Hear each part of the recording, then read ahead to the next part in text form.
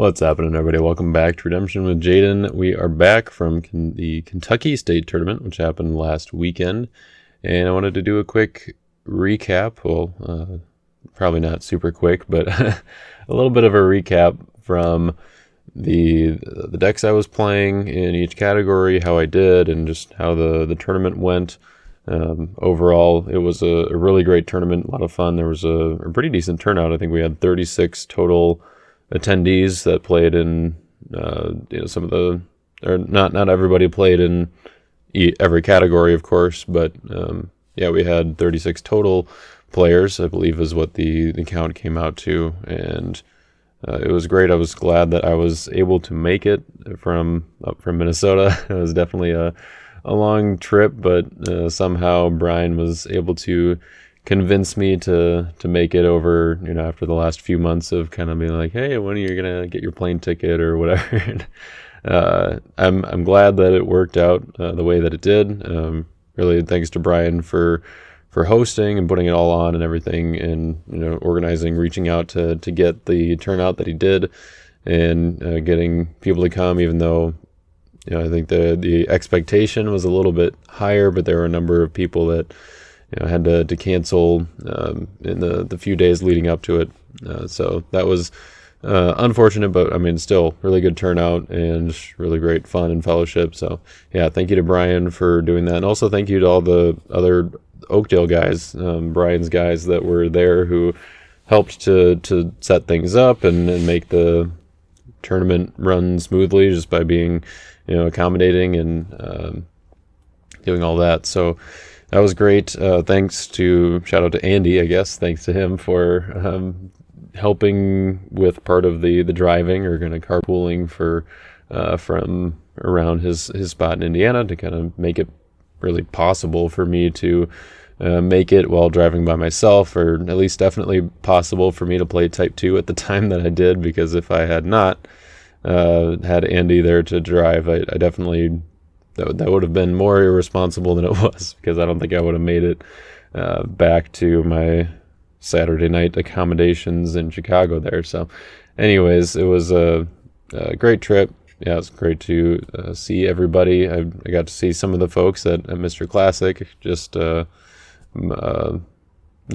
this month, but it was great. I was glad I was able to make it. I played in Booster Draft, Type 2, and Type 1, and I'm going to kind of go a little bit in reverse order, I guess, starting with Type 1, because I think that's what most people are going to be interested in, and then I'll talk about Type 2, show the deck that I played, and how that felt, and that'll be a caveat of the fact that we played it from 1 to 4 a.m., so that was interesting for sure. There were 3 of us playing, and then Booster Draft, that was on Friday. I'll show the deck that I drafted. Obviously there's not going to be a whole lot to talk about from a deck building standpoint, because we only had 56 total cards to work with, so it was just kind of what I ended up with, and I'll maybe talk a little bit about the draft experience though as a whole, just because it was the first ever, from what I've heard, every rotation pack with Roots Booster Draft, which was awesome. So I'll talk about that. But before we get into it, let's do a little shout out here for our sponsors over at Your Turn Games, which Andy was there representing Your Turn Games. I was glad that he was at the tournament, because he was able to supply some of the singles that I needed for my Type 2 deck, because either I forgot to bring some of the cards, or as many copies of some of the cards as I wanted, or I just didn't have them, and he was able to supply those, and that was very convenient. So if you're ever going to a tournament where Andy's going to be there, you're in luck. Go to him for any last minute changes to your deck when you don't have stuff to do. What I'm going to highlight this week, I guess last week I highlighted the Challenger decks here as kind of a good budget option for if you're just getting started. But another good option are the battle boxes, which Andy does. There's a classic and rotation battle box, which The Classic, you get more cards, but they're older cards that aren't going to be tournament legal in the bigger tournaments or in most tournaments these days. So the Rotation Battle Box has 150 cards, where they're kind of structured so that you have 75 cards or for one player and 75 for another player is kind of the idea. And then each player can build a deck out of those cards and then battle. That's the battle box idea. And so the cards are going to be split up into like a couple different themes on offense and a couple different themes, or at least brigades, maybe not themes, on defense. And then you can kind of mix and match, try out different things. So it's a good option if you are like, maybe you only have the starter decks, or and a few other miscellaneous cards, and you want to start something new, or you want to kind of branch out a little bit, but you don't necessarily want to get a pre-built deck because you like the experience of building a deck and trying out different things, and that is certainly good experience. And so a battle box could be the way to go for you. You get 150 cards for $85, so it's good for if you want to go halvesies on it with a friend. Here's about $40 each. So yeah, definitely good deal there.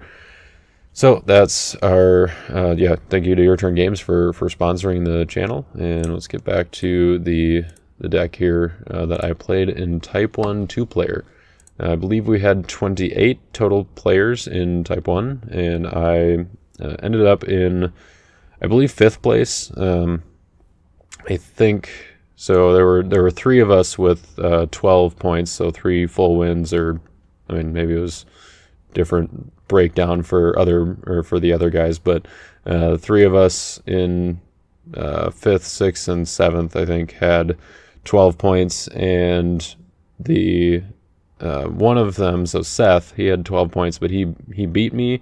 But I think because there were 3 of us at 12 points, then the head-to-head isn't the next tiebreaker for that. I'm not exactly sure how that works, but I had the higher lost soul differential of the 3 of us, and so I believe that put me ahead, because if Seth was ahead of me and I didn't play, or he didn't play Simon, I think it was the guy who got 7th, then I'm not sure how that works out. I don't know.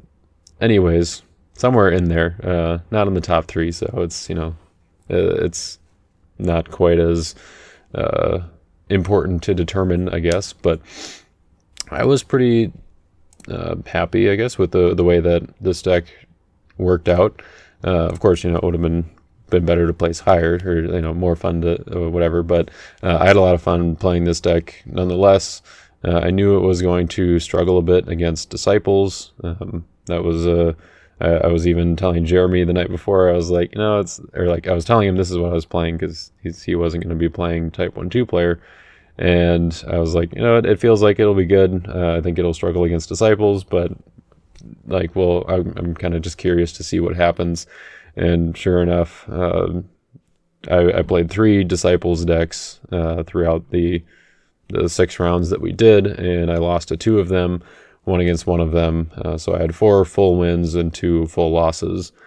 And so about the deck, some of you may recognize it if you saw a video or one of my videos a few weeks ago at this point, I think, called Hakuna Matata. That's kind of what I called the deck, because the idea is to just play philosophy as many times as possible and to sing about it, because we're using a musician's, or at least a mainly musician's offense.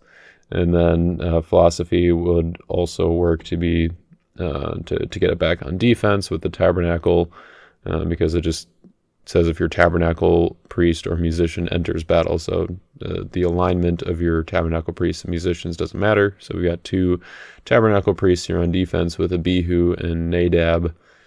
And this actually the whole philosophy of the deck, I guess, didn't work quite as well as I was as I was hoping, I guess, or as kind of the deck wants, or I was kind of envisioning the deck working, where I wrote, don't think I got philosophy out in most of my games. I know at least in one game I got it out, and I think I played it 2 or 3 times during that game.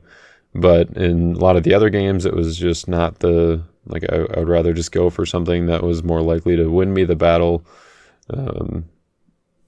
So I don't know. Maybe it was just because I increased the deck size a little bit. The last version, or the previous version from the video I had, was at 50 cards. This one I changed slightly. The defense is a little bulkier and a little different, but so the entire deck is slightly bigger.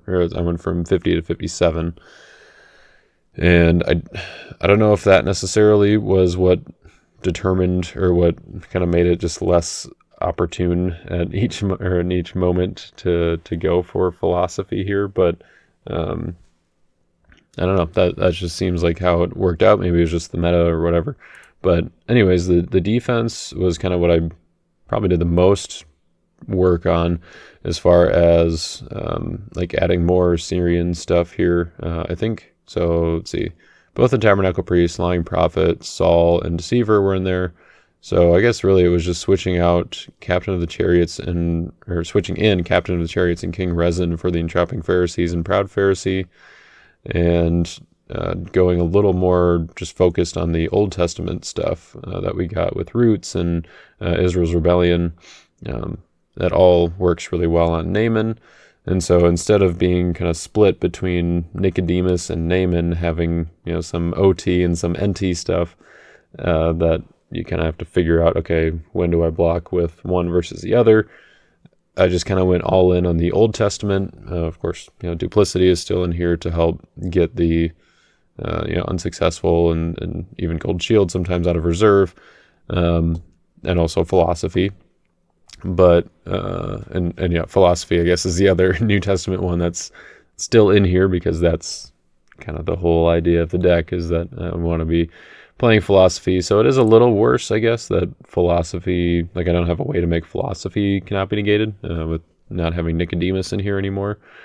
But I think that, and I guess maybe that could be part of the reason that it didn't come out. It's just because I wanted to go to something that would stick, something that would be more effective in the moment, even if my opponent had 3 woes or something, which I guess normally Philosophy 3 woes would be a great target for that if they had it in hand. But sometimes you gotta take their battle winner or something, make them commit to the woes, or I don't know, something like that. But anyways, I think the running Captain of the Chariots and Rezin, doing that with Naaman and the Old Testament stuff, I think worked out fairly well. But that maybe was what made me a little more vulnerable to Disciples. I don't know if the previous version was really that much better against Disciples, though. I mean, like, Entrapping Pharisees is pretty decent because it's just a way to pressure their lone hero if they have hand protection. Whereas, blocking with Naaman and still giving them initiative is risky, because they can, play their cannot be negated stuff and or play their dominance, like Resurrection and whatnot, whereas Entrapping Pharisees doesn't give them an opportunity to play Resurrection after you block. So that could be part of the reason. There is a little bit of a, I guess, well, the other thing is, like, the block that doesn't give your opponent an opportunity to respond right away would be Captain of the Chariots to Naaman's horses and get the play first. But Disciples aren't typically running OT or good OT prophets. Like, in fact, the Disciples deck that I did beat was Splashing and Jonah, and so I was actually able to trigger this at one point, which, the other decks that I played that weren't Disciples were all Old Testament. They all had good OT prophets, and this deck, or this defense, I guess, did really well against those decks. Just very well suited for any sort of, like, fair offense, I guess. Whereas, Disciples, they're just trying to get more like cheese rescues, or kind of just like unstoppable rescues, which is what makes them very good.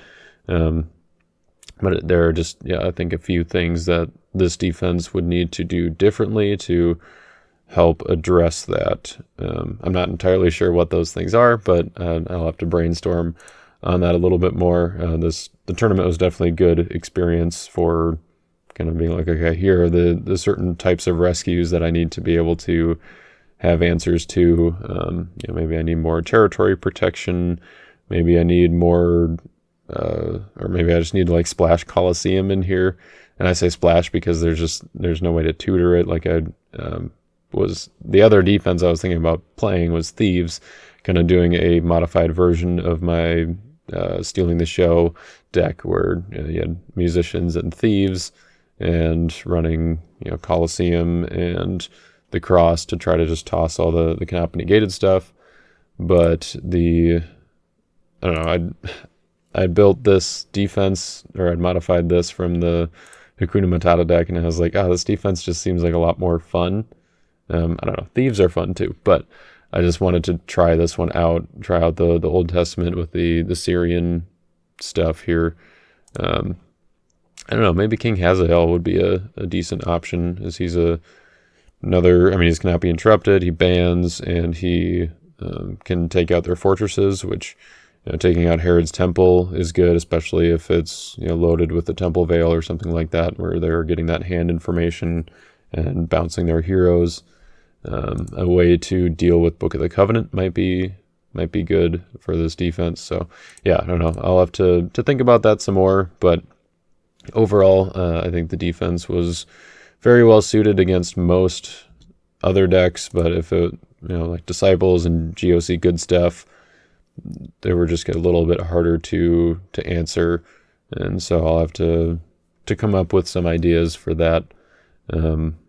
I think one of the things is that the Lost Soul lineup could be a little bit different. The 8th Lost Soul that I added was Color Guard to kind of help against Disciples, even though I knew Satan's Seat kind of that's a non-synergy in the deck here. But if I didn't have Satan's Seat out, and then my Color Guard was good to kind of help stop some of the choose the blocker stuff. Of course, I can still do the Falling Away play where they disrupt your unity here, but I think running a little bit, or kind of switching up the Lost Soul package a little bit to have just a few more threatening Lost Souls would be good, because a lot of times they just play their Son of God on Complacent, and then they don't really care about most of the rest of these Lost Souls. Sometimes the Color Guard, sometimes Humble, but Hunter, Lawless, Prosperity, Darkness, even Lost Souls a lot of the time, because they're drawing their deck so fast, they're not trying to hide Lost Souls. A Disciples deck doesn't really care. So Complacent and Humble, or maybe Color Guard, are kind of like always the Son of God targets for my Disciple playing opponents. And so I think maybe having a few more counter Lost Souls in here, so like Dull would be good. Maybe something like Forsaken, maybe Wanderer. I don't think Distressed really matters in that matchup. So I don't know, just a few more Lost Souls that are like, okay, you have to deal with this, otherwise I'm going to get some value. I think Dull is really the one that immediately comes to mind. There's also Covet, which could be in this Lawless spot and just be OT Unity. And that could take my opponent's Humble, or take a threatening Lost Soul that they have. Taking a Distress might be nice, because I want my music leader to be on. So something like that could be good in this Lawless spot here. I do have a lot of defense, or I have a decent number of evil characters, I guess, and Darkness, so Lawless maybe isn't absolutely necessary here, but I don't know, it's hard to pass up, that's for sure. So I would maybe change up the Lost Soul lineup to help with that as well. Sheol was also kind of just the last add. Like I had the deck at 54 cards, and I was trying to figure out, okay, do I try to cut 4 cards, or do I just add Sheol, a dominant, and Lost Soul and call it a day? So because I was doing this while Tyler and Jeremy were playing their Type 2 game at 3:30 or whatever in the morning, I was just like, yeah, let's just add Sheol, add Mayhem, add Color Guard, and roll with that. So that's how we kind of ended up at 57. I was kind of hoping Sheol would help me against the Disciple matchup. It would at least, it wouldn't help against like Authority of Christ when they're taking out all your evil characters, so you no longer have unity, but it does help against some of the resurrection to Zacchaeus and John sort of attacks where they toss your next and then reserve your evil character. As long as you have another evil character that you can present, then, if I bring in Naaman, toss something, and then play Night Raid or something, then, I can take those characters. So I think, Sheol, I think, is still worth it in that matchup. I mean, it's just a good card to play if you're in defensive unity like this. So I think that stays in if I do try to cut it down to 50. But so on the offense, the main thing that I changed, I believe, is just adding Mordecai in place of Jahaziel. I think Mordecai is just better here as far as kind of following with the theme of CBN enhancements. So we've got Asaph and Mordecai both doing that on offense. We've got Naaman and a little bit with Rezin doing that on defense. So that's kind of what the goal is have CBN enhancements without actually having CBN enhancements. And so Mordecai can play Faith Unbowed and Royal Parade without or with them not being able to negate it, and getting those interrupts. Of course, Lord Goes Before You only works on musicians and royalty, so that one's a little bit more tricky, or like I can't use Mordecai for that, but Shared Meal into Hate Wickedness is also a good option, or just Shared Meal into anything that I put into reserve or switch into reserve with the Tabernacle, on a previous turn or something like that. So I think the offense was still good. Obviously, it doesn't have quite the same punch as a GOC or Disciples offense, where there's just more opportunities for value, getting more heroes in battle. So it's definitely vulnerable to dominant blocks, which is part of what we're trying to stop with the Cross and Complacent here. I think there's definitely one play where I guess they're susceptible to dominant blocks and also end the battle abilities, because I'm not getting initiative as often with Mordecai and Asaph. And there was one game where I definitely made just a dumb misplay of I activated David's Harp just on my artifact pile because I didn't have another artifact that I wanted to activate, but I took my You Will Remain, and I was like, oh, right, I wanted to activate You Will Remain there. I could have activated David's Harp on David, been a little bit smarter with that, and then of course I attacked with Mordecai and got blocked by an end the battle ability. So that was an unfortunate sequence of events, but misplays like that happen for sure. I think if I was a little more practiced with this deck, especially in those Disciples matchups, I would have been a little bit better off. Like there was one game where I had Royal Parade and Orpa Departs in my hand, and I used Orpa Departs as my battle winner instead of Royal Parade, and then my opponent on the next 2 turns proceeded to use Matthew and got 2 extra cards because on both of them because of my Royal Parade having the 2 extra brigades, which in most cases using Orpa Departs would be better because I'm basically doing the same battle winning effect, but without the interrupt the battle and the CBP potential with Royal Parade. Royal Parade is just a stronger enhancement. But I think in that situation, knowing that I was going up against a Disciples deck, it would have been better to get the extra brigades out of my hand.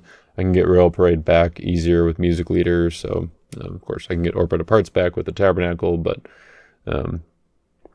just some things like that where like you're thinking about the matchup a little bit better can help you throughout the game, just kind of pilot your deck better. So anyways, that was the main change with the offense. The big oversight that some of you may have already started typing in the comments or is that I completely forgot that I could put Banner of Love in here, which I think would have been a great addition to the deck. I think if I did that, I'd probably also find a slot for Esther. Maybe Name and Servant Girl comes out for Esther. I did use Name and Servant Girl at least once to convert my Naaman, and I think used her to do my Nadab once, but it just seems like my other heroes kind of just do the same thing, and it's not that hard to keep heroes around. I didn't really have any issues with Soul Gen with having Lost Souls and Hopper.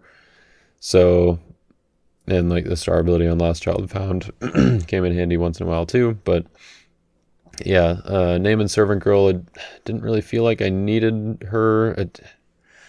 It feels great to be able to convert your Naaman or Nadab in the right situation.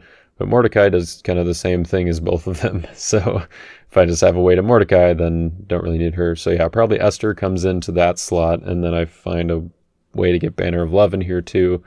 And just having that another interrupt and band, so get some value and then discard is great. I think the way it would work best in this deck is either Asaph or Mordecai interrupting the battle, banning to Hannah, getting to draw some cards, and then discarding their evil character. And it involves music. Just a great addition to this deck that I didn't put in. So maybe that goes in the Lord Goes Before You slot, and maybe Lord Goes Before You goes into reserve where Brothers Conflict is. That was one of the things that I didn't feel like worked out as well with this defense, even though by all accounts it kind of seemed like it should have worked better, was doing the side battle shenanigans, I guess.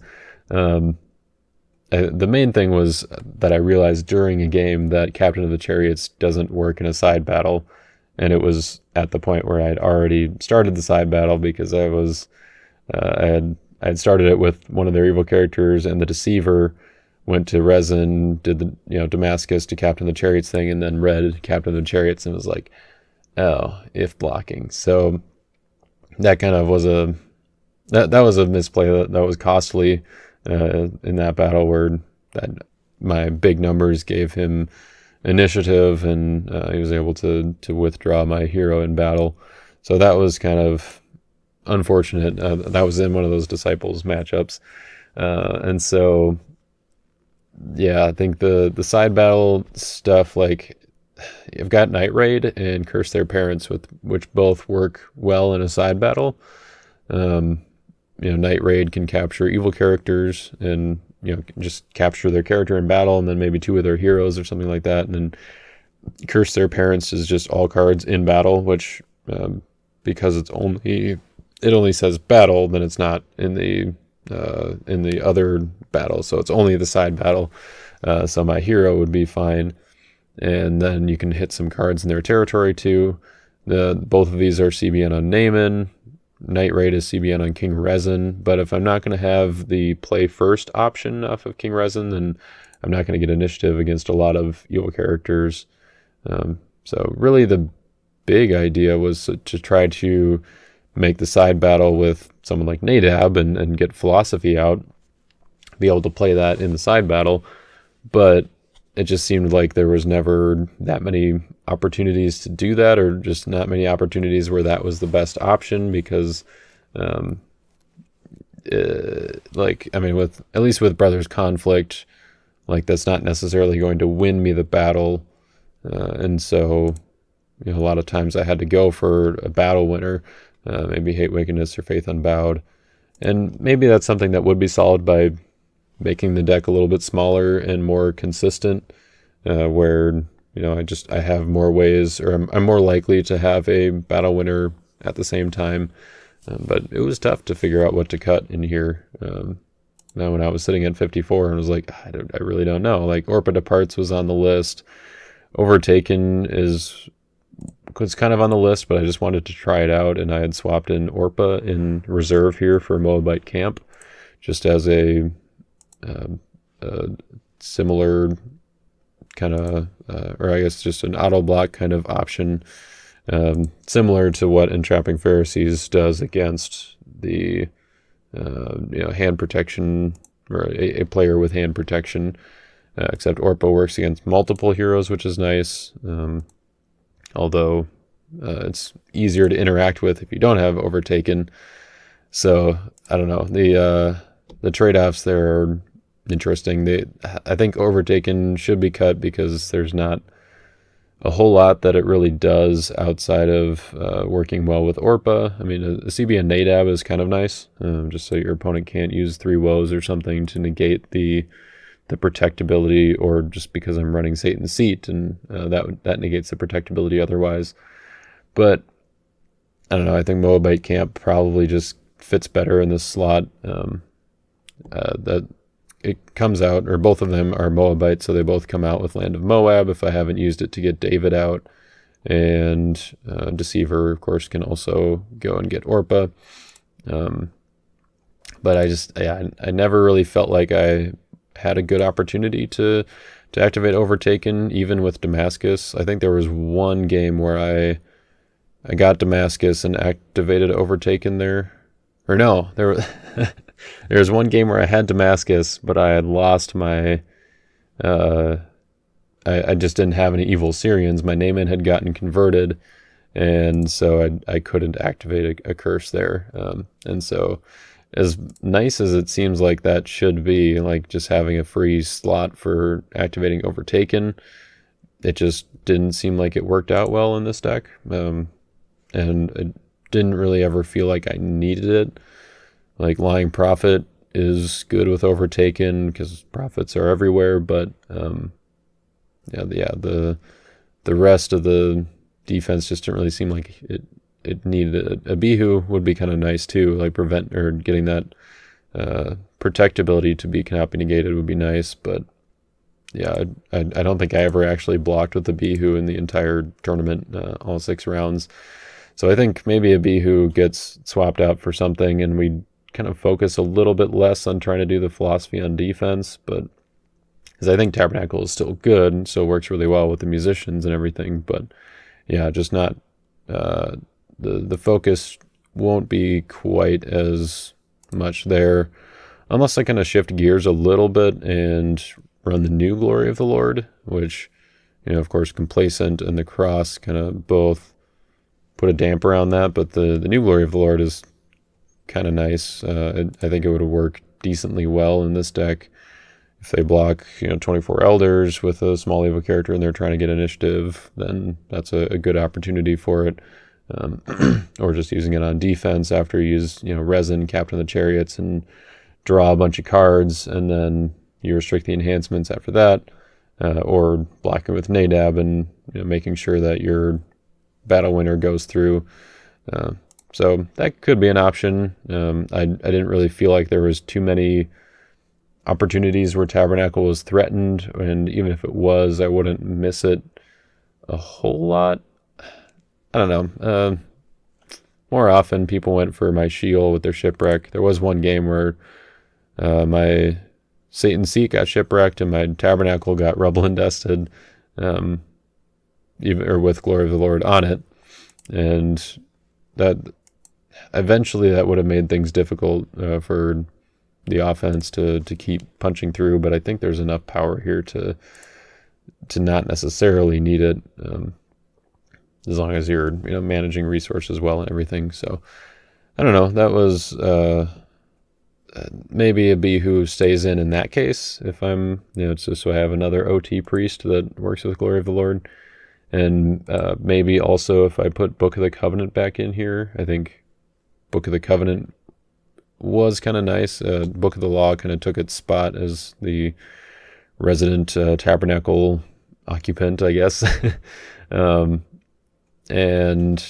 that was kind of nice to be able to bounce David and kind of reset Naaman, I guess, was another option there. If Naaman, that was actually kind of something that I was expecting to happen a little more often, was if I play Curse Their Parents with Naaman, then you can still heal Naaman, because Curse Their Parents discards all cards in battle. You can still heal Naaman after that, convert him to red, and then bounce him later with Book of the Law or Lost Child Found. but that didn't really come up all that often. I think I healed Naaman one time, and he was converted by he was converted by my Naaman's servant girl another time. So he was white once and red once. I don't think I got to Book of the Law in the game where he was red, but I didn't need him at that point. So yeah, I don't know. Maybe Book of the Covenant comes back in here just to make sure that you will remain has a convenient spot to be active, and making it cannot be negated is important, protecting it as well. So that, I don't know, could be an option there. But I just ran out of reserve space when I was committing a little bit more defense to it. And also I cut Covenant with Abraham because I didn't have Nicodemus in the reserve anymore. Still would have been nice to have Covenant with Abraham, I guess, because then you can grab heroes that you swap into reserve with the Tabernacle. But yeah, I think this makes a little bit more sense for this version of the deck, but Book of the Covenant still would have been nice, and it does let you go to deck even if you have an evil Tabernacle Priest. So it's worded kind of the same way as Tabernacle, where it doesn't require your Tabernacle Priest to be good in order to search deck for a Covenant. So I could get Covenant with David on that on turn 1 as long as I have Abihu and Nadab. So with some adjustments, maybe Abihu is able to stay. But yeah, I'm not sure. That would kind of be the one thing I would maybe look at with the defense here in that regard. Yeah, I don't know if that specifically would help me more against disciples. So there's still other things that I'd want to switch up for that. But as far as the the character lineup, looking at whether Abihu belongs here or not would be something to consider. So he might be another cut, along with Overtaken and probably Orpah Departs. Orpah Departs was kind of nice because I put Orpah in reserve, and then also Shared Meals in reserve. I had a couple targets for that. I don't think I used that top deck ability very often, though. And yeah, Orpah Departs is just a good battle winner that Nadab and Abihu can get back with the Tabernacle, which is kind of nice, but it still cannot be negated on Naaman and Mordecai. So yeah, I don't know. That's something that I would maybe consider changing up. Maybe I also put Ruth in here instead of Esther. Just because, like, if I am running Esther, then I'm kind of tempted to run Joy to make her cannot be negated. And at that point, the deck changes up a little bit. Maybe not running Satan's Seat, not running the Cross. But if Ruth goes in here, then I've got Orpah Departs as a CBN option there. Also Shared Meal. I can maybe switch up the reserve a little bit. And then Banner of Love gets a little better because I've got another female hero. I don't know. That was just kind of a spur of the moment thought there. If I did want to keep Orpah Departs. The other thing that I added on the offense was Lost Child Found, which I thought would just work well with, for one, it's just a good card. I think it has a lot of applications. It's fairly versatile. The star ability is nice, and it was just another way that I could reset David if I needed to, but also a way to kind of bounce my Damascus, bounce my Land of Moab, give me extra uses out of those. Lost Child Found was, or Damascus, I guess, was maybe not as effective as I was hoping. That, I guess, would have been another good reason to have wanted to keep Covenant with Abraham in here. So maybe I should have actually done that. Maybe Cutting Brothers Conflict for that or something would have been good, and then keeping Book of the Covenant and Covenant with Abraham in here just to be able to get Damascus out in a way other than resin. I did get it out in, I think, a majority of my games, but not as early or as just not in always when I wanted to. getting Damascus out earlier would have been better with Overtaken. So yeah, there's just a few things kind of like that have felt like didn't work as well as I was hoping. Again, could be a consistency thing where it's just the ratios of cards that can access cards in reserve isn't quite there. Like maybe it'd be better if the deck was a little bit smaller, a little more consistent, something like that. But yeah, having Covenant with Abraham would probably have been good for getting Damascus out more consistently, and then Lost Child Found probably would have actually worked well to use Damascus to get my Naaman back, or Resin or Captain of the Chariots, or even Saul. So Saul was another remnant of the New Testament stuff that stayed in here just because Saul is good. Another way to get to philosophy, but oftentimes just going to unsuccessful. And Damascus tutors him as well as a Pharisee. So that, I think Lost Child Found still stays. I think probably I just work on better ways to get Damascus out, or like more ways, and working on that, or working on the synergy with that a little bit more, just because making sure that you can get your Naaman back, or even sometimes Resin or Captain of the Chariots, getting them back later in the game can make a big difference.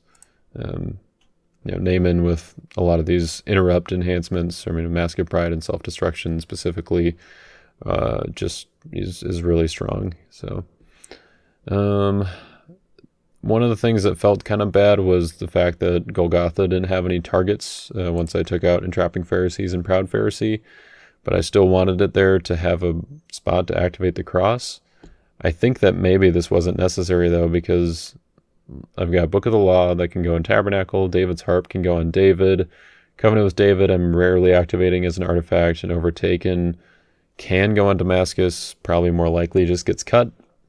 And so the cross doesn't really need another slot to be active, and really that makes it more vulnerable, because then they can target Golgotha with something like Shipwreck. I guess not while the cross is active, but maybe if the cross is negated, then they can use Shipwreck on Golgotha and get rid of the cross. So I think that probably is another cut, and the cross often is just going to end up on my artifact pile. It's still, I guess, gives me CBP and first enhancement on Saul, but that's not worth it in my opinion. So because I'm not getting value there, I think that should have been cut here as well. I think that pretty much covers it for my Type 1 deck.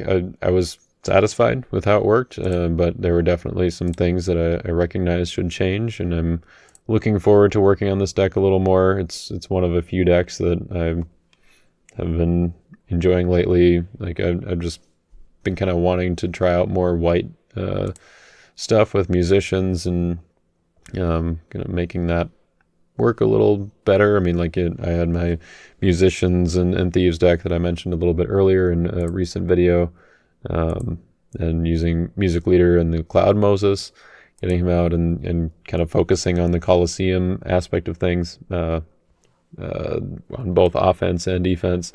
And I think this deck is kind of similar, but instead of focusing on the fight by the numbers stuff with Colosseum, it has the cannot be negated enhancements off of Naaman and Resin, Mordecai, and Asaph. So it's a fun deck. I would encourage you to try it out if you're looking for something different to play. But let's go ahead and transition to talking about my Type 2 deck, which I will get up here in just a moment. Okay, so here's the Type 2 deck, which I realize I'm covering up some of the evil enhancements here. Alright, well, I'm going to cover up a little bit of the reserve for a while, and then I'll go back to covering up some of the enhancements when I get to talking about that. But so this is what I came up with for Type 2. It was an idea that I had shortly before the tournament, and was like, this is something that I think would be fun to try out. I went through my cards, just got it was the night before I was going to be leaving. It was already pretty late. And I was just like, I'm not gonna be awake enough to drive tomorrow if I stay up and put this together now. So I actually just kind of sifted through my cards. I wasn't planning to bring my whole collection or like even a good chunk of it. So I only wanted to bring stuff that I needed, and so I had this little plastic box full of cards that I thought maybe I'd want to use, or cards that were kind of remnants from the Type 2 that I had built, just so I had kind of the core structure, like dominance and some of the lost souls and whatnot. And so I had that full of cards that I was planning to finish building the deck at some point on either once I got to my stop on Thursday night, or on the way to the tournament while Andy was driving, or again at the tournament itself, depending on how early we got there. I'd spent about an hour and a half of the car ride, hour to hour and a half, of the car ride with Andy, putting it together, trying to figure out what all I still needed, so cards that I was going to be buying from Andy, and also getting it down to the right numbers. And it took me a little bit into doing booster draft to finish it, and this is what I came up with. So it was a little bit hastily put together. There were a few things that I know I would have done differently, or kind of even wanted to do differently, but I wasn't going to I didn't have a whole lot of time, or didn't want to put too much more effort into it at that point. So this is an Angels offense, of course, with but the deck is really built around Nazareth and trying to get Nazareth out early. So using Angels, like using Resurrection Revealer to get the Resurrection out, combined with Peter, I guess. So Resurrection Revealer searches for Resurrection. Resurrection is played, gets me either Bethlehem Stable or Chamber of Angels and Peter, and then Resurrection bans in Peter, and Peter plays Nazareth. So that was kind of the whole idea, try to get that out as early as possible, like turn 1 preferably, which is part of that was one of the things that I didn't get to as early as, or like I didn't what am I trying to say? I didn't make it work like I had hoped to. I wanted to have at least 3 Resurrection Revealers, maybe even 4 in here, because they are generic. So having duplicates is not, it's not going to clog up your hand or anything. And I only brought 1 copy of Resurrection Revealer with me out of the 3 that I own. And so I was willing to buy 1 more copy from Andy, but I didn't want to own more than 4. Because it's like a $7 rare. So I didn't want to, owning more would be nice, but I didn't want to pay to have more than 4, because that's, as many as I would ever need for a Type 2 deck. And so I only ended up using 2, which is fine, because it was kind of hard to find cards to cut anyway, but I think a more refined version would probably have a few more copies, and just have that as the way to the main way to get to Nazareth early. Of course, there's also Angel of Warning, which just plays a Sight or Good Fortress from deck, so I can just attack with Angel of Warning, play Nazareth, and call it a day. And then the rest of the offense is built around just value, getting kind of working through Nazareth. Where did it go? Working through Nazareth. So lots of drawing with Angel Chariots and Swift Beings and Legion of Angels, doing some mass bans to get as many angels into battle and trigger a bunch of abilities, drawing and what have you. There's a few search cards in here, but mostly they're in here to help me get to Nazareth again if I need to. So like Messianic Messenger can ban, so it's not completely dead if you're not searching, but it can go to good nativity cards from deck. So getting out Angel of Warning, getting out Star of Bethlehem, which can help kind of get there in a roundabout way. Also helps me get to ways that I have to stop them from stopping my Nazareth, which mainly is burning up the chaff. The main way that people are going to be stopping Nazareth is with 3 woes. There are definitely other options as well, and players I think should be ready to handle that, especially in Type 2, or there should be other options, because relying on Shipwreck and Three Woes is just not a dependable. It's not dependable even in Type 1, I don't think, but especially in Type 2, when you have 100 cards, if they're turning off your searching, the odds of you drawing into them naturally is fairly low.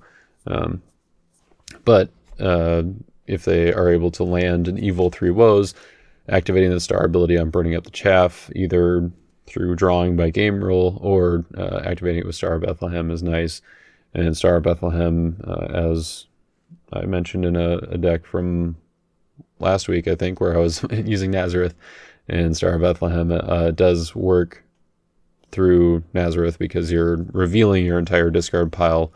You're not like searching or looking at your discard pile to activate the abilities. You're just revealing the whole thing. So it works through Nazareth. And then the Annunciation is another search, but it kind of helps to get to Nazareth. Also, it works well on Michael because you're just making it a fight for the numbers battle, except you get to use your special abilities. So that it just is pretty good.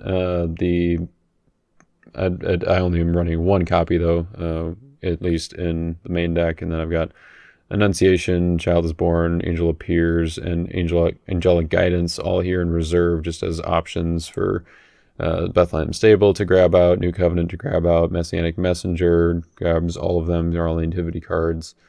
And let's see the other one. Oh, Child is Born can get the star cards out, which is the with the star ability there. That's one of the ways to get the Coming Prince out. So if I'm playing Star of Bethlehem, I can grab the Coming Prince with the Child is Born, and then I have Coming Prince available to get Star of Bethlehem back right away, which can be nice. The other way to get it is with Crowd's Choice. Really, the reserve I didn't spend a whole lot of time optimizing because ideally I wouldn't be bothering with the reserve. I really just put a bunch of search cards in here because I was going to, like, if I was accessing my reserve, it meant that Nazareth was down and I wanted cards that could get my Nazareth back up. So that was kind of the goal with the reserve, or just ways to get Nazareth back up. That's pretty much what all of these cards are ultimately trying to do. And then Angel of the Harvest is there if I'm having trouble generating Lost Souls. I think doing some sort of Soul Hide defense is relative. I think it's more viable in Type 2 than it is in Type 1 right now, with Lost Souls being a thing and generating tokens out the wazoo. I think in Type 2, it's a little bit easier to deal with Lost Souls, and you have more options, which is one of many reasons why Type 2 is better than Type 1. Hot takes. But if I'm running a Nazareth deck, then having Soul Gen is relatively important. That's why we're also running Imitate and Harvest I actually decided to run an NT Lost Soul Unity package because I figured Defiled would be nice with Nazareth. So all of my Lost Souls work really well through Nazareth. Nothing here searches. Of course, Imitate and Lawless is going to be kind of the go-to, but Imitate on Defiled is also nice, and then Imitate on Harvest to make sure I have Lost Souls to go after is also important. Some of the other same Nazareth techs or kind of synergies, I guess, in here. Ends of the Earth to do some revealing can generate Lost Souls or get some good enhancements for my attack. And then I do have some search cards in here, so like Golgotha and Great White Throne. They're definitely not Nazareth friendly, but they're still a particularly good turn one. Great White Throne can help me get to Resurrection Revealer or whatever other hero I want to grab at the time. Most likely Resurrection Revealer, and then of course Golgotha is in there to help get some defense and also have another spot to activate the cross. There really aren't that many artifacts in here, and that's one of the things I like about this offense, is that it doesn't really need much artifact support.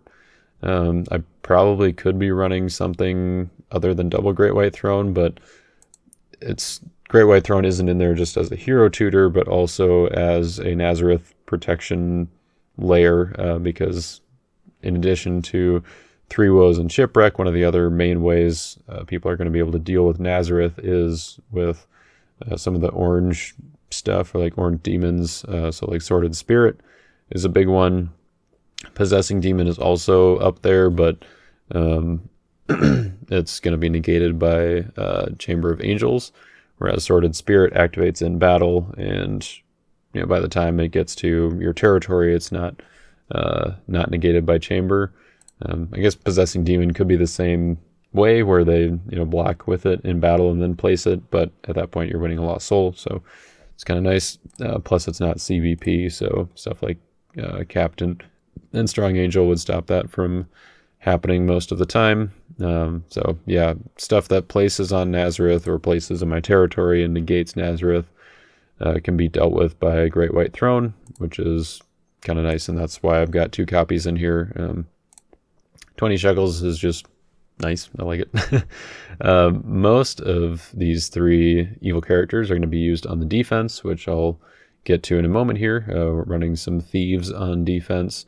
I just thought that Thieves would work pretty well with Nazareth for a few different reasons, but a big one is just that it attacks their hand with Condemned Thief and also Judas, slowing down their draw abilities. A lot of times, actually, I've only played 2 games with this deck, but I think a lot of times, both of those games, I believe Judas ended up coming down as good when I got him, and I think that's actually how he's going to be played in most of the cases with this deck, just because shutting down their draw abilities while you have Nazareth down is it's just brutal, like especially if you have the cross active too.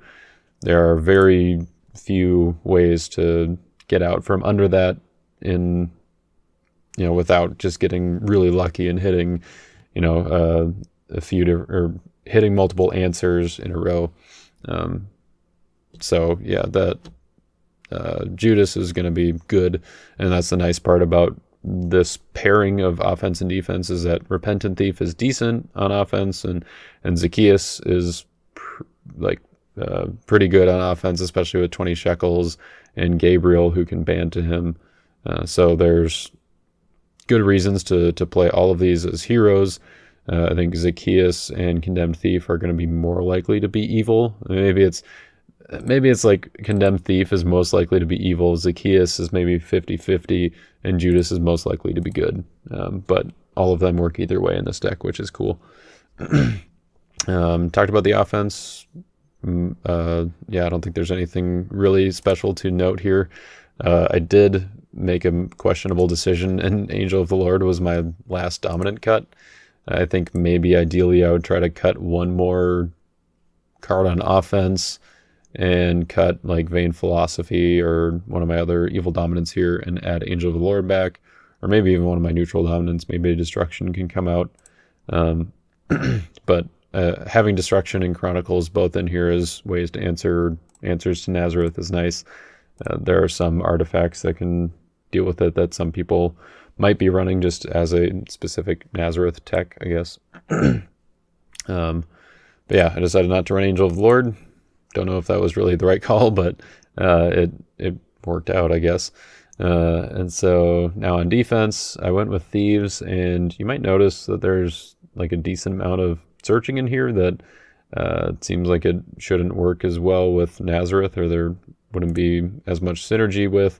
So in particular, Murderous Command, you do some searching with taking an Evil Egyptian from deck or reserve, which I totally forgot to put Foreign Wives in my reserve. I was planning to, but didn't end up coming up.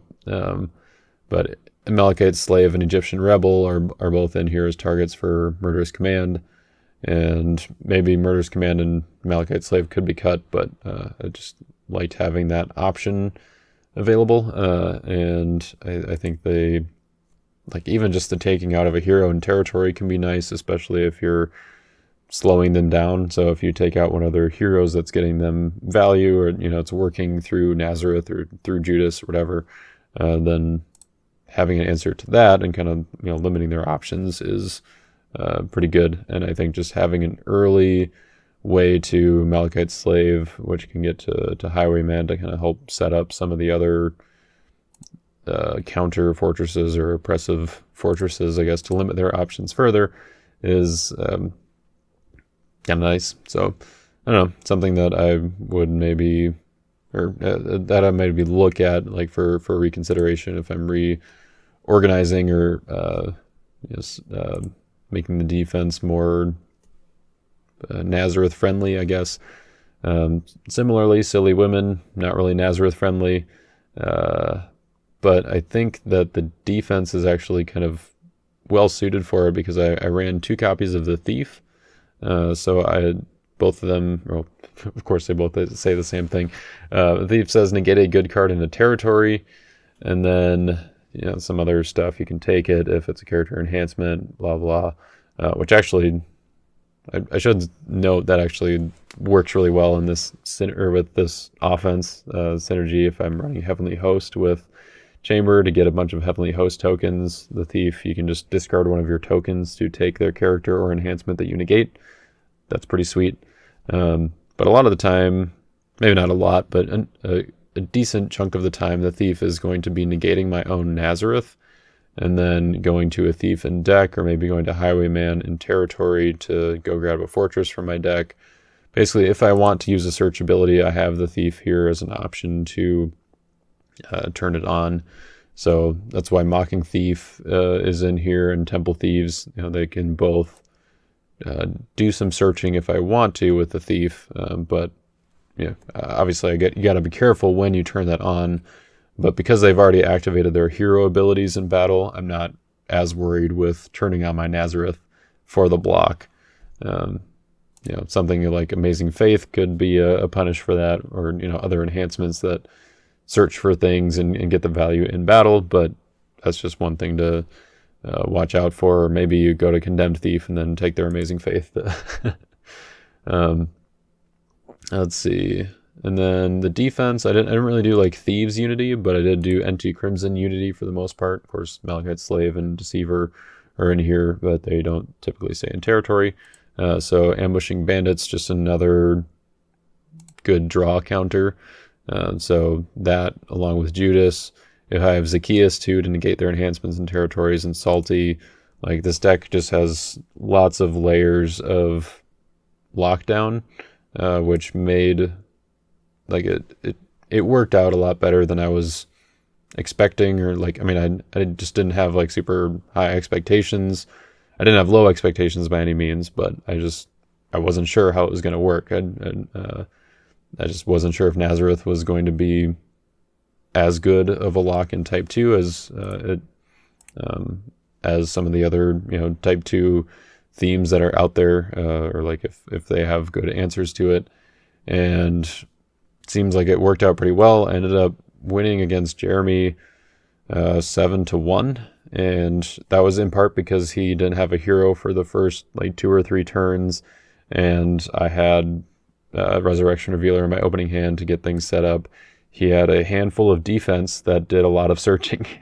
So Resurrection Revealer to Resurrection, I believe I had Judas in my opening hand there too, and so Resurrection was able to abandon Judas, and Peter, I got out 2 fortresses, one of which was Nazareth. I got some drawing off of Judas, and Jeremy had a bunch of defense that did searching. So I was able to walk in for a free one there, and the rest of the game was kind of just looked like that, where it just took him a while to even get anything going, and really it just came down to like, okay, how can I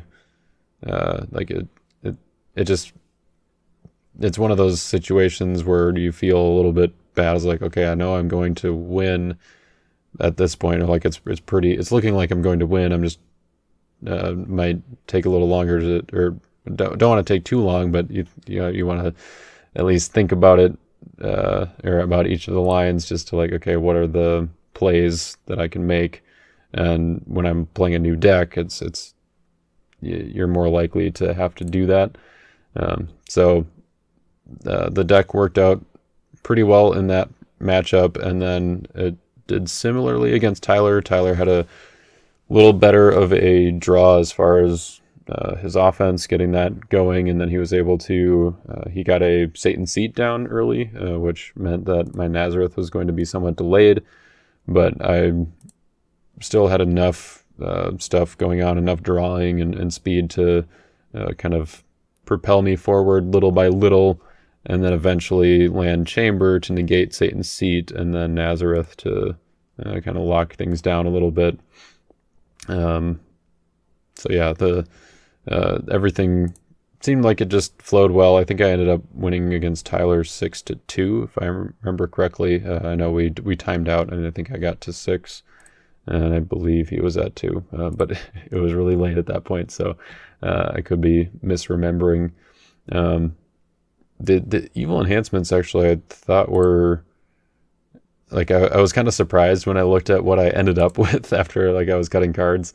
I didn't end up with any copies of Seized by Babylon, didn't end up with any of the kind of usual thief stuff like Purloin and, I guess I had Hurling Insults and Pilfer, but only a couple of those and one Pilfer, just because I did kind of want to make sure that my Simon the Magician was going to be good, and also Sapphira would work well, so I kept Hypocrisy, multiple copies of that, just to have ways to reset my dual alignment characters if I play them as heroes. It was kind of a big thing. And then also ways to switch back and forth between Michaels if I wanted to, just kind of depending on which one was going to serve me better in the situation. So having options for that I thought was good. And then also Strike the Shepherd was one that I just thought would be good in the particular pairing of Angels and Thieves, where I could do maybe a Hypocrisy to bounce some of them, and then Strike the Shepherd to shuffle everyone else. CBN on Simon the Magician. You get a little hand hate as well, where you can take out a hero or good dominant from their hand, and then shuffle all their heroes. And then Chamber can save at least, up to 4 of my Angels.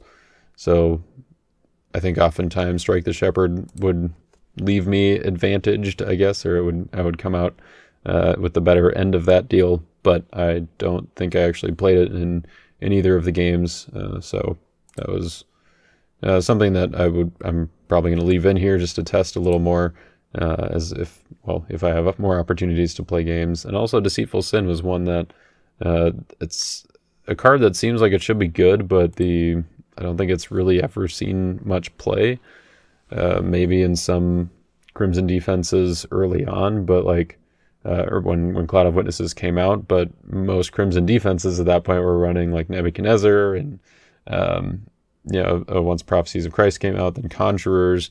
So using all of these like search abilities to go and get their battle winners, and then Deceitful Sin wouldn't work. It says if you have not used a search ability this turn to end the battle. So lots of search abilities were going to be good and wanting, or you'd want to be playing those, but in this deck, I'm not going to be doing that much searching because Nazareth. So oftentimes Mask of Vanity into Deceitful Sin will end the battle and give me enough toughness to at least make it a stalemate, if not winning the battle outright, which is kind of nice. So I thought that this was a perfect opportunity to utilize Deceitful Sin, and I'm not sure if I ended up using it in either of the games either, but I think it kind of falls into the same category as Strike the Shepherd, where just in this particular build, it works out well. In most builds, maybe it's not the best option, but I like the way that the defense turned out in the reserve. I kind of did the same sort of thing with the offense, where it was just like, I don't know that how often I'm even going to get to any of these or going to need any of these, but they're all options here just in case. So Den of Thieves, of course, gets pretty much everything out of here except for Sheol. Sheol can be grabbed by Wages. Also, Dragon's Wrath can be grabbed, and Lying Unto God can be grabbed by Wages. Dragon's Wrath is just another option with Strike the Shepherd, or similar to Strike the Shepherd, I guess, where it works well with my offense, but will hopefully take out most of my opponent's offense. and works well with Simon the Magician to make it CBN, and I can add it to battle with wages if I just play wages in battle. But of course it does have cannot be negated on it, so I do have to be careful about the cross and Colosseum. That's why it's in here in reserve, just kind of like, in a pinch, do you need it? Or you might find that you want it. Sapphira just seems good enough with Colosseum and the cross that she merited the extra slot, or I guess a slot for kind of a duplicate character. I try to avoid as much as possible having duplicates of unique characters in my deck. So like you can see, I've got Michael, I've got him as unique because I wanted both versions. I wasn't really sure which one to use, and so I just like, all right, well, why not both? And then the Thief is the only other, and the Highwayman, I guess, are the two other unique characters that merited duplicates, I think. But the Highwayman, I think most people understand why running duplicates of him is worthwhile, and the Thief, it exchanges to deck, so it's kind of like the Deceiver, where it's oftentimes not going to be staying on the board, and so you have options to get rid of it if you're in a situation where you have both of them, and you don't want them clogging up your hand. So that is kind of my general philosophy with Type 2 these days, just because there are so many ways to get to the characters that you want, like characters like Deceiver and Amalekite Slave and Silly Women. Like, I can treat them all as duplicates of the Highwayman, essentially, or really any other character, so I'm better off having a better variety of characters that I can go to in each situation, I guess. One thing, I guess, to note with the defense, I did include Pilfer, which only negates an opponent's card this turn, so it doesn't turn off my Nazareth. In previous versions of one of the last few cards to cut, I should say. There wasn't really even a previous version. I did have 2 copies of Betrayal in here to underdeck a good card, Territory Class, to just turn off my Nazareth if I needed to. So maybe I'm at 6 or I'm at 5 and I have Second Coming still to play. I can underdeck my Nazareth with Betrayal in my prep phase and then go to battle and be able to play Second Coming to get Son of God back, something like that. And with Salty and just limited amount of cards as it was, I just thought that it wasn't necessarily going to be worth it. I figured the Thief would be good enough as an option to deal with it. Even deactivating the cross and playing Shipwreck on it, or 3 woes if you really need to. But oftentimes your opponent's going to want to try to figure out a way to deal with it, and then at that point you can play your dominance. So yeah, that's something I noticed. You might be wondering, why do you only have 1 copy of Nazareth if it seems like it's so important to the deck? And that's a great question. I was definitely intending to put more than 1 copy of Nazareth in here, but I guess I only brought 1 copy with me as I was looking through the cards to put into my box here, and I guess I missed the other Nazareth, or I didn't count how many Nazareths I put in there, and I think I only have 2 copies, and one of them didn't make it along with me, so I thought about buying another one, but by the time I was getting the deck together, I was like, I don't know what I cut for the other one. So let's just run with the one and see how it works out. And I didn't get punished for it, so that was good. I think I certainly could have. So I think future iterations of the deck probably do run 2 copies. But you can get it back with the Resurrection. Oftentimes going to be wanting to get it initially with the Resurrection, but if I get it with like Angel of Warning or just happen to draw it naturally or something, then I can save Resurrection to get it back from discard pile. In a pinch, Second Coming can get Resurrection back to get it back. That's I think a good argument to be playing Second Coming over New Jerusalem in this deck, even though New Jerusalem would work through Nazareth. But I don't think limiting yourself to playing Son of God and New Jerusalem in the same phase is wise, especially in Type 2, but also in Type 1.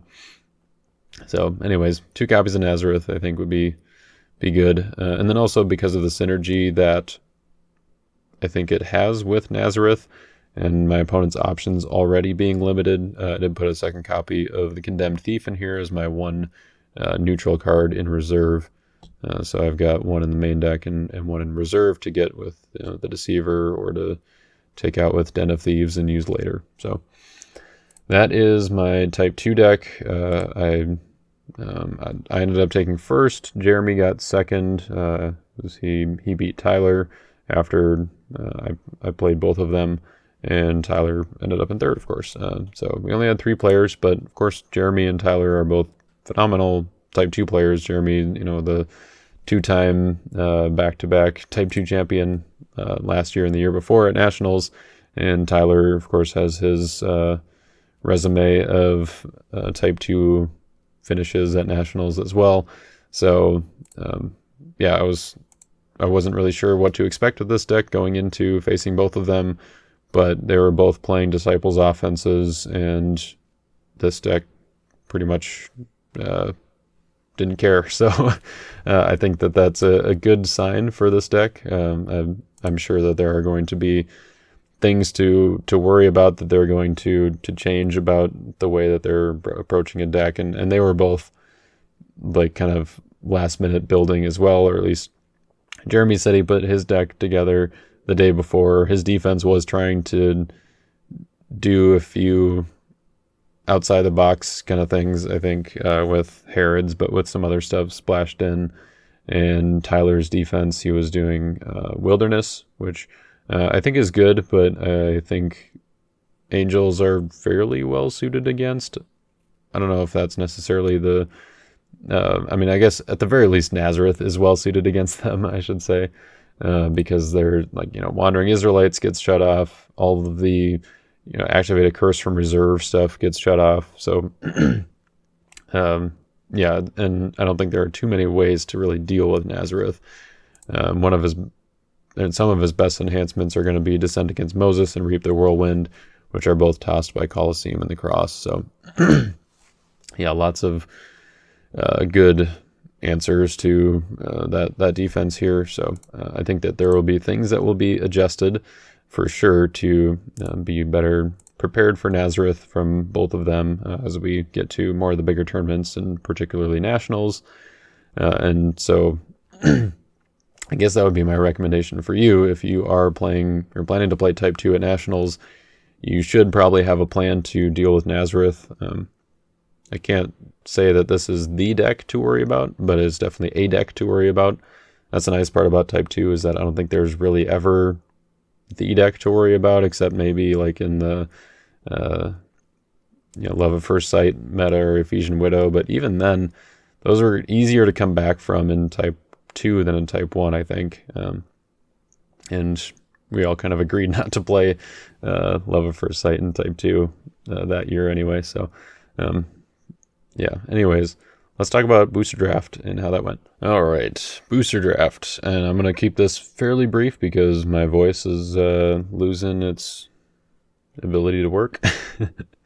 And there's really not a whole lot to say as far as like any choices that I made here, because it was pretty much all just like, does it go in the main deck or does it go in reserve? There were 3 cards that didn't go in the deck at all.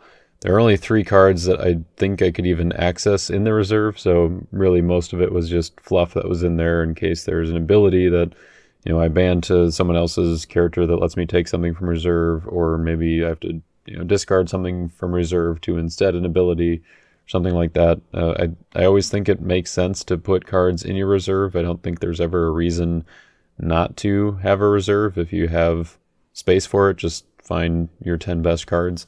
But in this case, like, I had the star ability on Zechariah to top deck a star card from reserve so I could get my Righteous Judge or Life in the Sun. And I have Beelzebub that can take a demon from reserve. So because I already had 1 Fallen Angel in deck, I figured I didn't really need 2, and I could just put one of them in reserve. But as far as like the cards that really just outdid themselves because they're good in Booster Draft, Angel of Might was kind of the main star of the show. Definitely rescued the most lost souls out of any of my heroes. Just the fact that it can use any good enhancement and cannot be negated. It means it can use enhancements of any brigade. any good enhancements of any brigade. And so it's just a great booster draft character. I think that was my first pick out of the Revelation of John packs, which we did Cloud of Witnesses, Revelation of John, Fall of Man, Prophecies of Christ, Lineage of Christ. Okay, I got to look at what packs we did here. And no, we did not do Lineage. Okay, yeah, that's right. We did Prophecies of Christ, Gospel of Christ, and then Israel's Rebellion. So we did 6 total packs. 4 of them had 9 cards, and 2 of them had 10. So we had 56 total cards. So adding in Lost Souls, that means you can have at most a 10 card reserve with a 54 card deck, I guess. Or you could put everything in the main deck and then use 9 Lost Souls or whatever you need for that. And so, yeah, that I guess that wouldn't really make sense. You might as well just make a 63 card deck. Anyways, I made a 50 card deck here. It's probably one of the more refined decks that you're going to see on my channel these days. I guess I forgot that I didn't actually move myself out of the way of the reserve or for the Type 2 when I was talking about that, so sorry about that, but I'll move myself out of the way now. So anyway, lots of heroes. Of course, we were playing multiplayer booster draft, so heroes are definitely a priority. Another priority is Soul Gen. Of course, that doesn't only apply to multiplayer, but I had Warning Against Rebellion, Imprisoned Prophet, Captive Priest, Barnabas, and the star abilities on the Ascension and Lost Child Found. So I had lots of options there. Self actually came in handy as Soul Gen as well. Was able to capture one of my opponents, so one of my opponents was attacking me. I blocked with Self to capture a different opponent's evil character to their land of bondage, and then I was able to attack them to get the 5th Lost Soul on my turn after that. So even though I didn't get the successful block, it was successful in the sense that Self opened up the way for me to win the game. That one. I drafted in a pod with Jeremy, who ended up going on to win the event. He won our game, and I tied for second in that one. And then I went on to win all of the 3 other games after that. And then Jeremy, he got second, but a full second in one of his games, and then he won the other 2 after the first round as well. And so he ended up winning with half a point, or by half a point, I guess, and I took second out of, I believe we had 32 for a booster draft.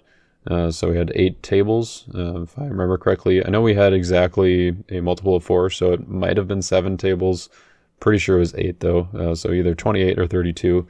Either way, that's a great number for a draft, and that's the reason that we played multiplayer, is because 2-player would have taken longer. Honestly, maybe not that much longer, so it maybe still would have worked out, because I mean, with 28 or 32, technically the minimum number of rounds you have to play is only 5 for 2-player, but it feels a lot better to play minimum plus 1. That might actually be the requirement. I don't know. I don't host enough tournaments, or at least particularly not of that size, to know what the actual requirement is off the top of my head here. But the minimum to determine like a for sure winner, because like, at the end of the first round, half the players are going to have won 1 game. And then after the second game, a quarter of the players have won 1 game, so on and so forth. So it's based on multiples of 2. So after, we have 32, or you have more than 32 players, you need to play at least 6 rounds. That's kind of how it works out. So if we had played just 5 rounds of 2-player, that probably would have been about the same amount of time as 4 rounds of multiplayer. But I really like playing multiplayer. I think it's fun. I could tell, not calling out anyone specifically, but it was very evident that most of the players that were there were not really experienced with playing multiplayer, and some of the nuances there as far as like spreading out Lost Souls, and you don't always have to block everyone who's attacking you, you block kind of whoever's winning. Blocking on the first turn is not always like first one's free is kind of the slogan or colloquialism or whatever you want to say of multiplayer. It's not always the case, and you don't need to abide by that, but that's kind of a philosophy that you generally abide to in multiplayer, because you kind of want to wait to see who's pulling out ahead, and particularly if you're running only a small amount of defense, then you're going to want to save it for once some players start pulling ahead. Also, if you only have a few lost souls and you just hand out one or two, then you might not have to block for a turn or two, because you might not draw into more lost souls. So I might do an actual like full video on that at some point, but multiplayer isn't played quite as often. But just the fact that we like the experience I had this weekend was just like there were many opportunities where I was like, you sure you want to block here? Or you like, not even for myself, but just for someone else, of like, okay, he's only got one lost soul, you probably shouldn't block him because I'm over here with 3 or maybe 4 or whatever. It's like getting a lot closer to winning. So there are definitely some things that are different from multiplayer and than in 2-player that might be worth doing more of a tutorial on, so to speak, or kind of a here's a common practice or best strategies for multiplayer. If that's something that people would be interested in, then let me know. But again, since multiplayer for constructed categories isn't even an official format anymore, and multiplayer for booster is rarely played, then I don't know if that would even if that would be worth the time.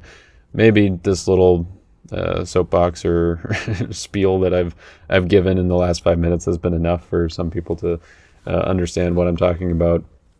But even things like choosing to go first, your or who to go first, choosing cards during the draft, even those are all things to think about differently when you're playing multiplayer versus 2-player. Yeah, could be a fun video topic at some point.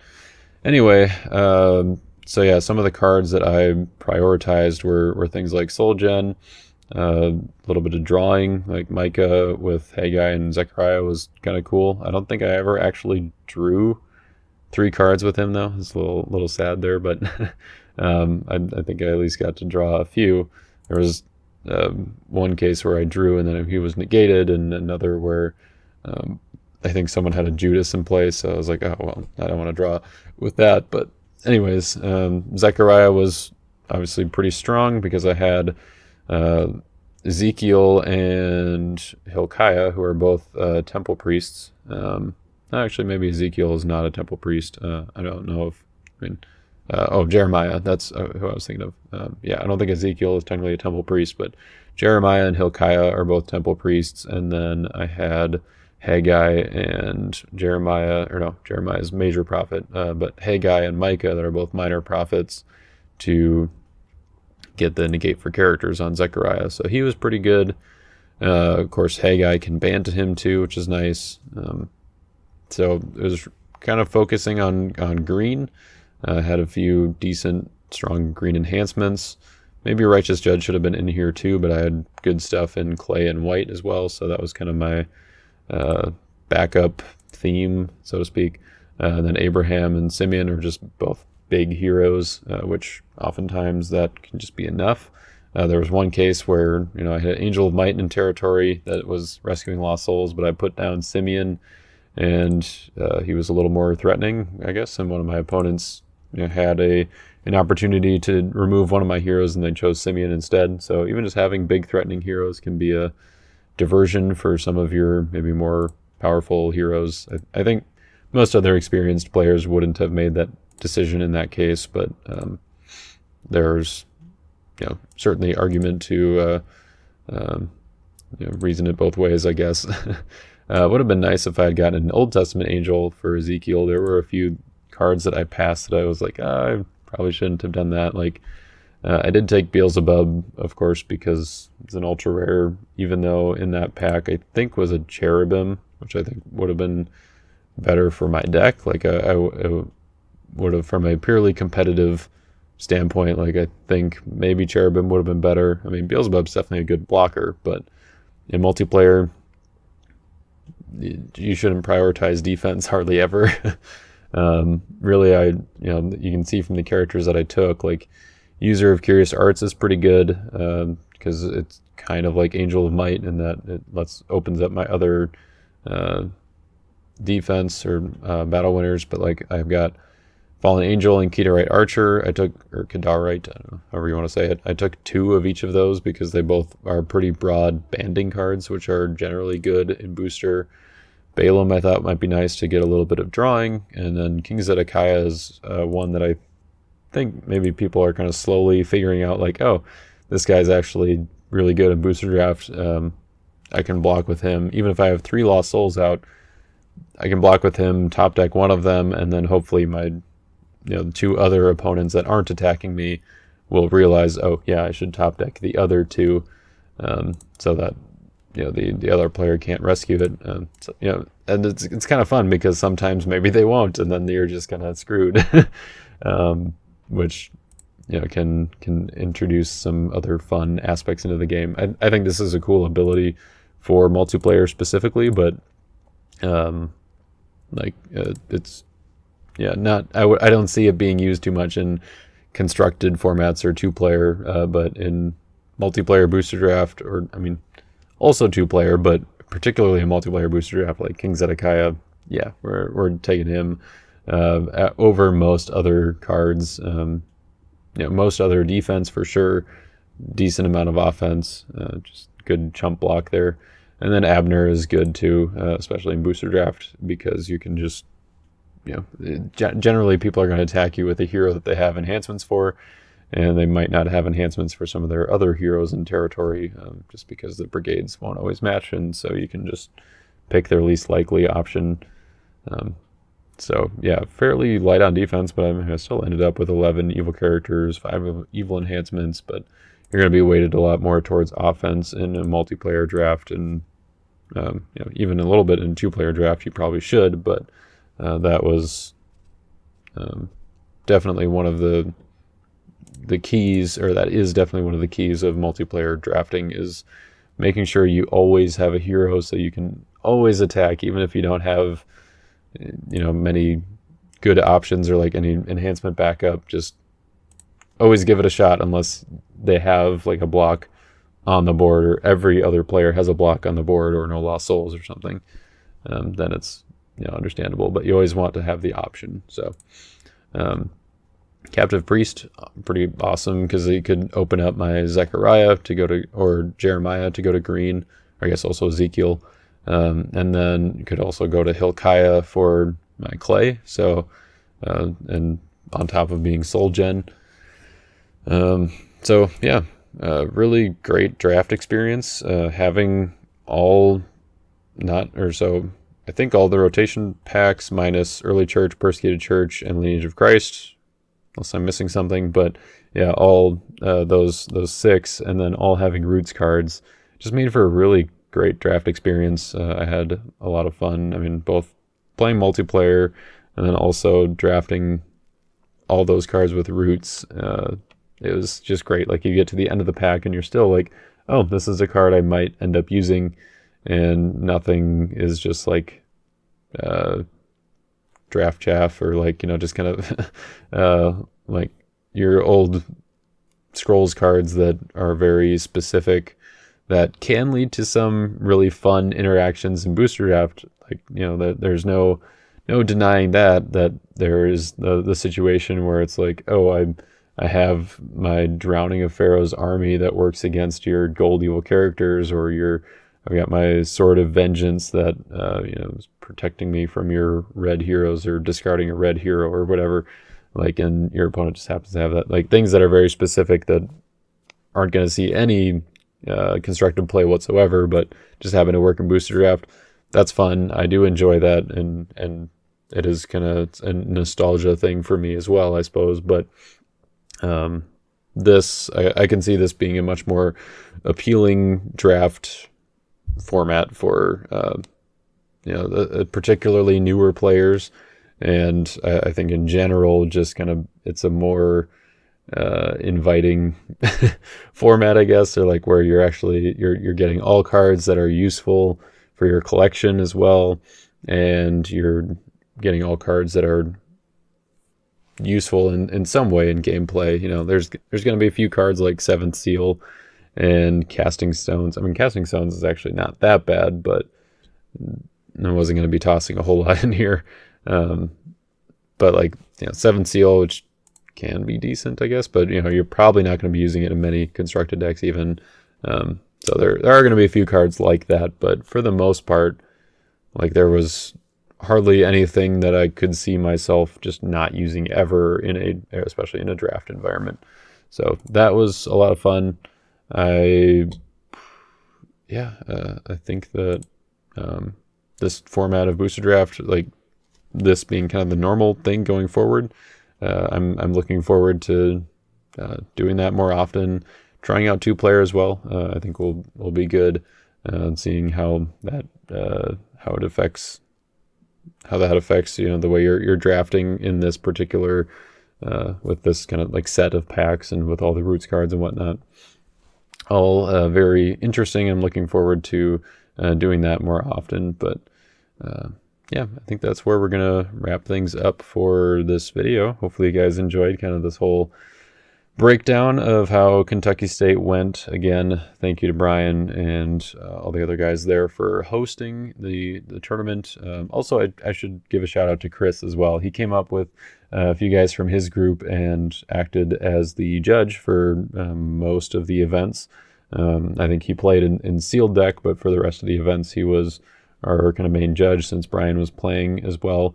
And so, Jeremy also judged for a little bit on Saturday before he had to head out. But also thanks to Chris for being there and helping out with that. And sorry if I missed anybody who deserves a shout out here, but it's been a long video, and so hopefully you understand. I'm looking forward to getting some more big tournaments going on here in Minnesota. Also, hopefully I can travel to a few more before the end of the season. And of course, I'm planning to be there in Allendale, Michigan for Nationals in August here. So that's going to be a lot of fun. Hope to see you there as well. Let's keep that hype train rolling. And without further ado, I'll catch you next time.